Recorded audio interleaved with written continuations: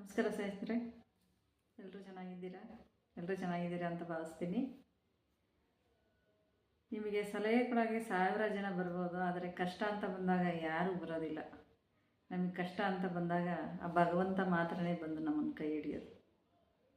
ಅದಕ್ಕೆ ನಾವು ಯಾವತ್ತೂ ಭಗವಂತನ ಮರೆಯೋದು ಬೇಡ, ಯಾವತ್ತೂ ಭಗವಂತನ ಸ್ಮರಣೆಯಲ್ಲಿರೋಣ. ಯಾರಿಗೂ ಕೆಟ್ಟದ್ದು ಮಾಡೋದು ಬೇಡ. ನಮ್ಮ ಕೈಲಿಂದ ಆದರೆ ಇನ್ನೊಬ್ರಿಗೆ ಒಳ್ಳೆಯದನ್ನೇ ಮಾಡೋಣ, ಆದರೆ ಯಾವತ್ತೂ ನಾವು ಇನ್ನೊಬ್ರಿಗೆ ಕೆಟ್ಟದ್ದನ್ನು ಮಾಡೋದು ಬೇಡ. ಅದಕ್ಕೆ ಯಾವತ್ತೂ ನಾವು ಮನುಷ್ಯರನ್ನ ನಂಬಬಾರ್ದು, ದೇವರನ್ನೇ ನಂಬಬೇಕು. ದೇವ್ರನ್ನ ನಂಬಿದರೆ ನಮ್ಗೆ ಯಾವತ್ತೂ ಮೋಸ ಆಗಲ್ಲ.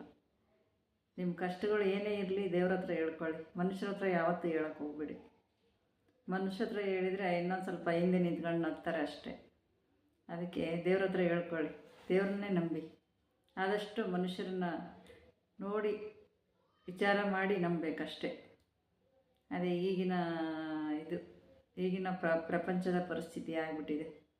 ಹಾಗಾಗಿ ಯಾವತ್ತೂ ನಾವೆಲ್ಲರೂ ದೇವರನ್ನೇ ನಂಬೋಣ, ದೇವರನ್ನೇ ಸ್ಮರಿಸೋಣ. ಇನ್ನೊಬ್ರಿಗೆ ಕೆಟ್ಟದ್ದನ್ನು ಮಾಡೋದು ಬೇಡ. ಯಾವತ್ತು ನಮ್ಮ ಕೈಲಿಂದ ಆದರೆ ಒಳ್ಳೆಯದನ್ನೇ ಮಾಡೋಣ. ನಮಸ್ಕಾರ.